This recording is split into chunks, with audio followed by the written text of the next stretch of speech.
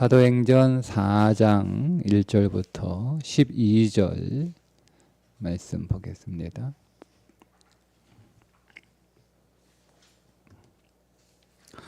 사도들이 백성에게 말할 때에 제사장들과 성전 맡은 자와 사두개인들이 이르러 예수 안에 죽은 자의 부활이 있다고 백성을 가르치고 전함을 싫어하여 그들을 잡음에 날이 이미 저물었으므로 이튿날까지 가두었으나 말씀을 들은 사람 중에 믿는 자가 많으니 남자의 수가 약 5천이나 되었더라.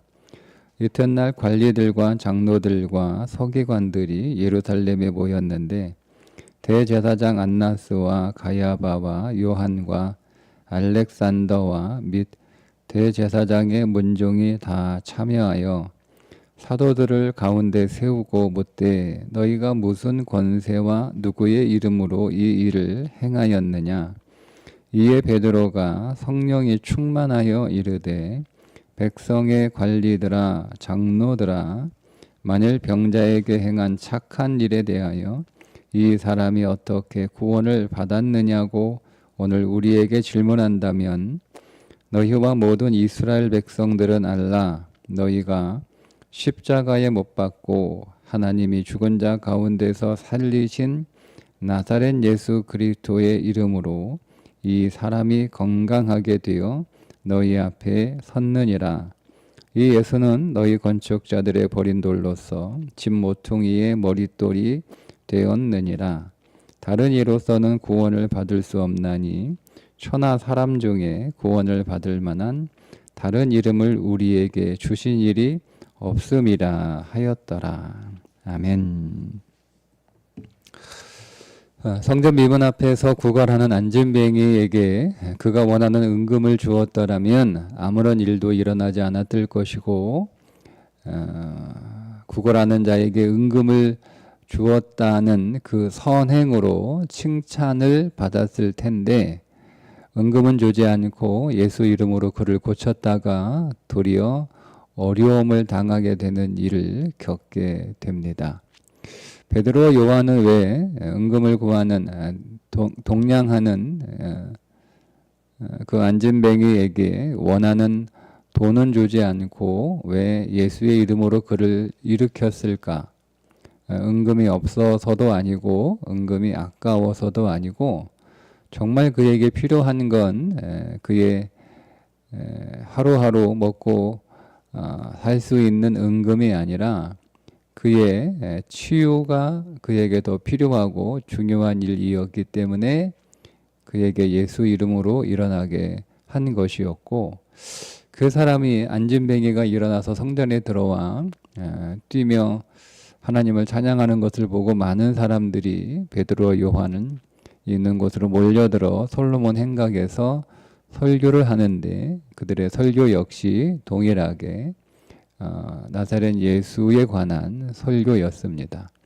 그 설교를 하지 않았다면 물론 은금을 주었더라면 설교를 할 일도 없었겠고 또 그들이 그냥 그곳에서 설교하지 않고 그냥 돌아갔으면 별일 없었을 텐데 거기에서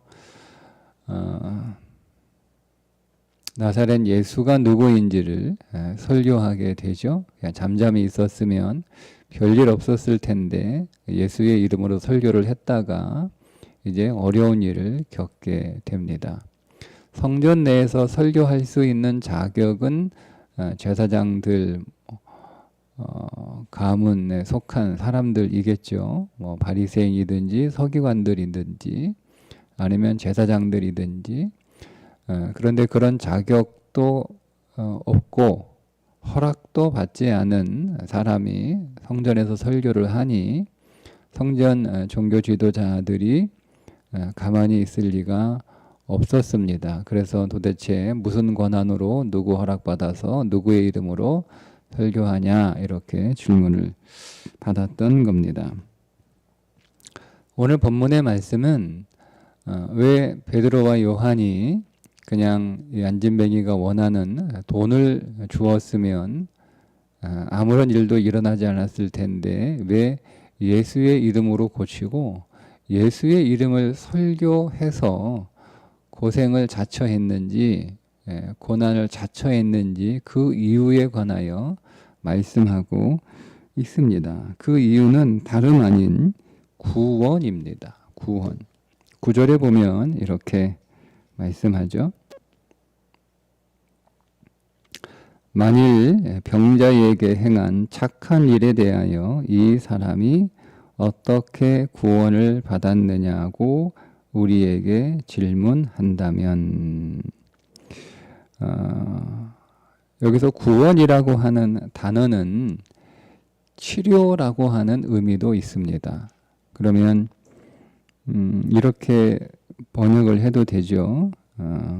이 사람이 어떻게 치료를 받았느냐고 오늘 우리에게 질문한다면 이렇게 번역을 해도 됩니다. 그리고 그게 사실이고 그렇게 번역한 성경도 있습니다.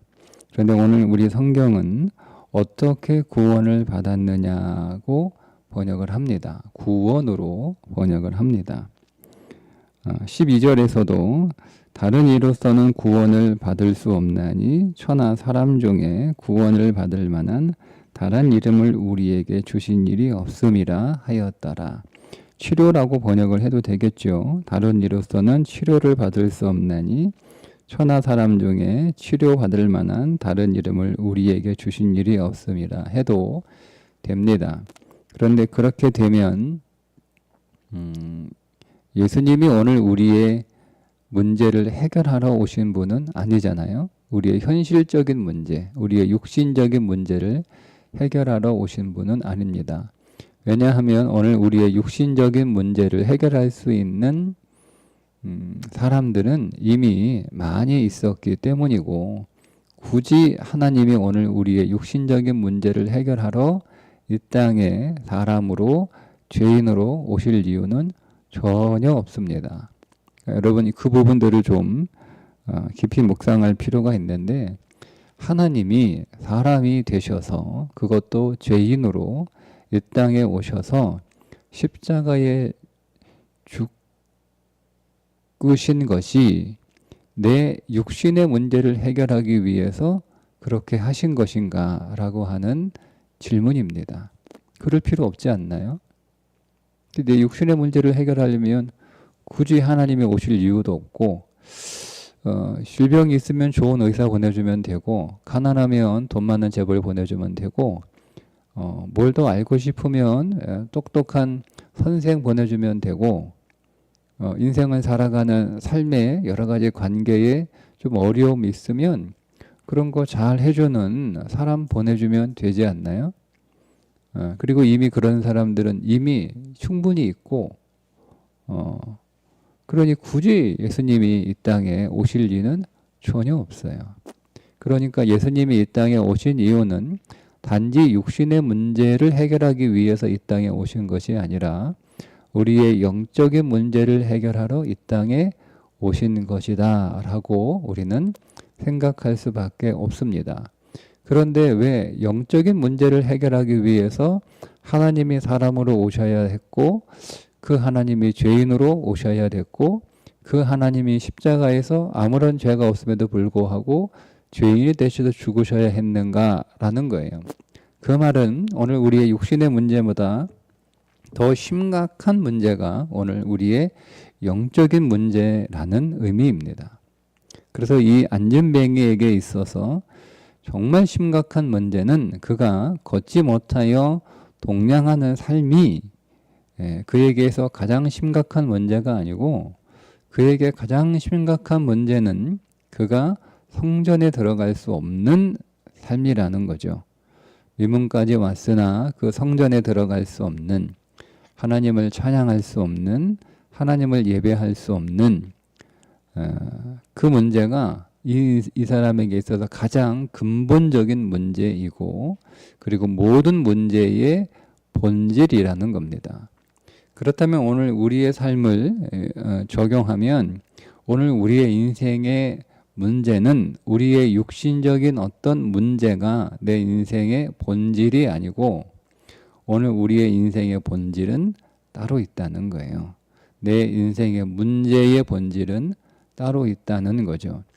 그런데 내 육신의 현실적인 문제는 뭐 이런저런 방법으로 또 이런저런 사람으로 또 이런저런 노력으로 해결할 수 있지만 그 육신적인 문제는 해결이 된다 할지라도 본질적인 문제가 해결되지 않으면 마찬가지라는 거예요. 내가 병에 걸렸는데 그 질병이 약을 써서 병원에 가서 치료받아서 고쳐질 수 있지만 그러나 그 질병의 근본적인 원인이 따로 있다면 사실은 그거는 현상만 해결이 된 거지 본질은 해결이 된 게 아니잖아요.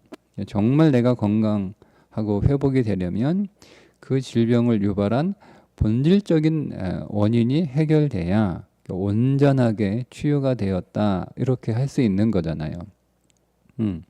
지금 당장은 치유가 됐다 할 약을 써서 고쳐졌다 하더라도 그게 증상이 사라진 거지 나중에 또 재발할 수 있는 거잖아요. 잠시 그 증상이 사라진 거지. 그죠? 그러면 나중에 다시 또 그 증상이 나타나면 마찬가지잖아요. 그러니까 그런 일이 없도록 완전하게 치료가 되려면 그 질병의 근본 원인을 해결해야 그 질병이 온전하게 치유가 되는 것처럼 삶도 마찬가지다. 오늘 우리가 겪고 있는 여러 가지 삶의 문제들은 사실은 우리 안에 있는 어떤 본질적인 것에 문제가 생겨서 나타나는 증상이라는 거죠. 그런데 그 증상만 해결한다고 해서 우리가 잠시 그 증상으로 인하여 겪는 어려움에서는 해소될 수 있지만 그러나 결국 그 문제는 다시 우리 안에 일어나게 되고 우리는 또다시 고생하게 됩니다. 그러니 오늘 우리의 인생의 문제의 본질을 해결해야 되는데 그건 은금으로 해결할 수 없다는 거죠. 그 본질을 해결할 수 있는 것은 오늘 사도 바울이 베드로가 얘기하는 것처럼 나사렛 예수의 이름으로만 가능하다라는 겁니다. 그래서 은금이 없거나 은금이 아까워서 안 준 게 아니고 이 사람의 본질적이고 근본적인 문제를 해결하기 위해서 예수의 이름으로 그 사람의 삶을 치유한 것이고 행각에 모인 모든 사람들 앞에서 동일하게 예수의 이름을 전했던 겁니다. 예수의 이름이 능력이다라는 거죠.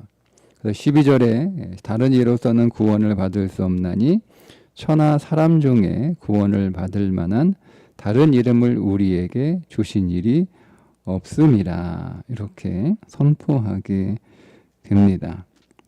그렇다면 여러분 예수의 이름을 우리가 이미 구원을 받았으니까 그냥 이 말씀이 우리에게 뭐 이미 구원을 받았으니까 이미 내가 어떤 약을 먹어서 병에 고쳐졌으니까 해결됐으니까 뭐 더 이상 그 약이 내게 소중하지 않을 수 있는데 말씀드린 것처럼 이 구원은 좀 더 우리에게 폭넓게 적용을 하면 본질적으로 우리의 영적인 구원을 말하는 거지만 여기서 구원은 본질이 해결된다라는 뜻이에요. 그러니까 여러분 오늘 우리의 인생 안에서 항상 예수의 이름을 적용해야 되는 이유가 뭐냐면 우리의 삶의 문제에 본질이 있거든요. 그 본질이 해결돼야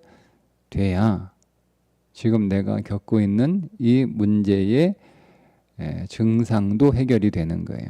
증상만 지금 살짝 이렇게 없앴다고 해서 내 인생의 문제가 본질적으로 해결된 건 아니거든요. 그러면 오늘 내 인생의 문제의 본질이 뭔가 그거 우리가 알아야 되거든요. 내 인생의 관계에 문제가 생기면 그 관계의 문제의 본질이 뭔가라는 거죠. 그걸 우리가 해결해야 돼요. 어떤 상황은 해결될 수 있잖아요. 환경도 해결될 수 있잖아요. 상황이 지나가거나 환경이 지나가거나 사람이 지나가거나 뭐 안 보면 되는 거니까. 그리고 뭐 여러 가지 우리의 육신의 어떤 문제들 그거 뭐 지나가거나 아니면은 그거 뭐 거기에 적용하거나 그러면 뭐 사는데 별 문제 없잖아요. 그런데 똑같은 상황이 또 온단 말이에요. 똑같은 환경이 또 닥친단 말이에요. 그러면 우리는 똑같은 일을 다시 겪게 되죠. 그래서 질문해야 되는 거예요. 네, 하나님, 전에도 이런 일이 있었는데 이거 다 고쳐진 줄 알았는데 그게 고쳐진 게 아니라 그게 사라져서 고쳐진 것이었군요. 그 일이 또 내 안에 닥치니 내 안에 또 이런 아픔이 다시 시작됩니다. 그렇죠? 하나님, 여기에서 해결할 수 있는 방법은 오직 우리 주 예수 그리스도의 이름밖에 없는 줄 믿습니다. 라고 그분의 이름을 의지하고 그분의 이름을 내 삶에 적용하는 거예요. 결국 그분과 인격으로 만나는 것 말고는 방법이 없다는 것을 깨닫게 됩니다. 그래서 그분의 이름을 더 우리가 의지하여 주 예수님과 더 친밀하게 인격으로 교제할 때 우리 안에 모든 인생의 문제의 본질이 다 해결되는 거죠. 그래서 그게 예수의 이름의 능력이에요. 오늘 사도 바울이 산헤드린 공회 앞에서 사람들에게 하는 얘기가 그 얘기예요. 너희들이 예수 무시했잖아. 너희들이 예수 죽였잖아. 그러나 너희들에게도 구원이 필요하다는 거예요. 여러분, 거기에 모인 사람들이 자신들이 구원이 필요하다라고 생각했던 사람이 몇 명이나 있었을까요? 전임 제사장 안나스, 현 제사장 가야바, 그 가야바의 아들 요한, 그리고 이름은 알렉산더지만 그가 누군지는 정확하게 나와 있지 않는, 그러나 어쨌든 그 당시 상당히 실력 있는 종교 지도자 중에 한 명이었을 것이고, 그리고 그 문중들이 다 모였어요. 대단한 사람들입니다. 대단한 사람들이에요. 유대의 실권을 가지고 있는 사람들이에요. 막강한 실력자들이에요. 엄청난 권세를 가지고 있는 사람들이에요. 예수를 죽일 정도로 막강한 힘을 가지고 있는 사람들이에요. 자, 그 사람들에게, 자신들에게 어떤 문제가 여러분 있다고 지금 베드로가 얘기한, 당신들이 해결받아야 될 문제가 있다. 이렇게 지금 설교하는 거잖아요. 베드로의 설교 안에는 이 안전뱅이가 구원을 얻는 것만이 아니라 당신들도 사실들은 안전뱅이라는 거예요. 당신들도. 이 안전뱅이만 지금 뭔가를 사람들에게 막 간절히 동냥하는 삶을 살아가는 게 아니라 지금 사실은 당신들도 동량을 구해야 되는 처지라는 거예요. 근데 여러분, 이 설교를 들을 때 여기에 있는 모인 베드로와 요한을 재판하기 위해서 모인 사람들이 그게 들렸을까요? 당신들의 겉모습은 사실은 아무런 문제가 없는 것처럼 보이지만 사실은 본질적으로 구원을 받아야 되는 심각한 처지에 있다라고 지금 사실 베드로가 설교하고 있는 거거든요. 근데 그게 들리지 않았겠죠. 그러니까 다시는 예수의 이름으로 설교하지 않겠다고 우리한테 약속해라. 그러면 살려주겠다. 이렇게 협박을 했을 거 아니에요. 그러니까 이 사람들은 모르는 거예요. 자기들의 삶의 상황이 별 문제가 없고 번듯하고 괜찮으니까 막강한 실력을 행사하며 그 시대에 살고 있으니까 자기들은 구원받을 만한 삶의 문제가 없다고 생각을 합니다. 그러니까 예수의 이름을 무시하죠. 나는 예수의 이름을 무시한 적이 없다. 여러분, 나는 예수를 건축자의 버린 돌처럼 취급한 적이 없다라고 생각할 수 있어요. 그건 둘 중에 하나겠죠. 하나는 정말 내 인생에 문제가 있는데 그 인생의 문제를 해결하기 위해서 예수의 이름을 부르기보다는 내 힘과 내 열심으로 그 문제를 해결하려고 하는 삶을 살고 있거나, 아니면 겉으로 보기에 아무런 문제가 없어 보이거나 생각하기에, 그러니까 예수의 이름이 별로 내 인생 안에서 그렇게 중요하지 않은 거예요. 더 중요한 건 은금이 더 중요한 거죠. 내게 더 필요한 건 은금이 더 필요한 거고.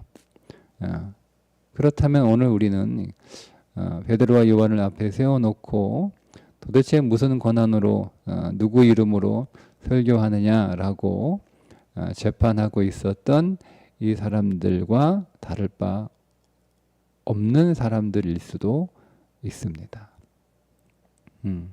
그러나 여러분 진실로 믿으십시오. 예수의 이름은 오늘 우리의 모든 문제를 근본적으로 본질적으로 해결할 수 있는 능력의 이름인 줄 믿으십시오. 그 이름과 여러분 그래서 인격으로 교통하셔야 됩니다. 그분과 인격으로 만나셔야 됩니다. 그냥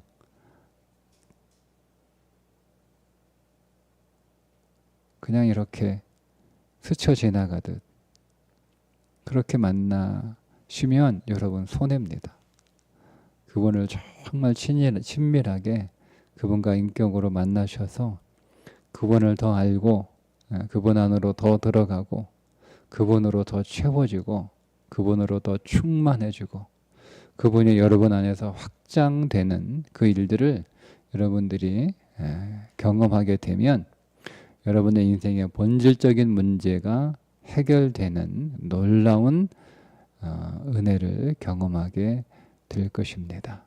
오늘도 우리 인생의 겉으로 드러나는 현상적인 문제보다는 그 일을 일으킨 내 내면의 본질적인 문제, 내 영혼의 문제가 무엇인가 더 우리가 들여다볼 수 있는 하루가 되고 그 일을 위하여 우리 주님을 더 의지하고 더 신뢰하고 주 예수의 이름을 더 부르는 하루가 되시기를 주님의 이름으로 축복합니다. 기도하겠습니다.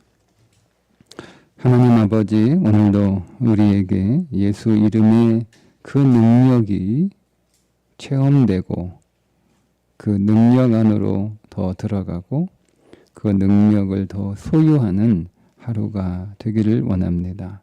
하나님, 내 삶의 문제의 본질이 무엇인가를 깨달을 수 있는 지혜를 주셔서 그저 겉으로 드러나는 증상이 있고 없음으로 인하여 끝내지 않게 하시고 우리 인생의 본질적인 질병이 무엇인지 하나님 깨닫게 하셔서 주님 이것 고쳐주시고 해결해 주시고 치유해 주셔서 온전한 인격으로 주님과 동행하는 삶을 살게 하여 주옵소서. 기도하는 하루가 되게 해 주옵소서. 예수님의 이름으로 기도합니다. 아멘.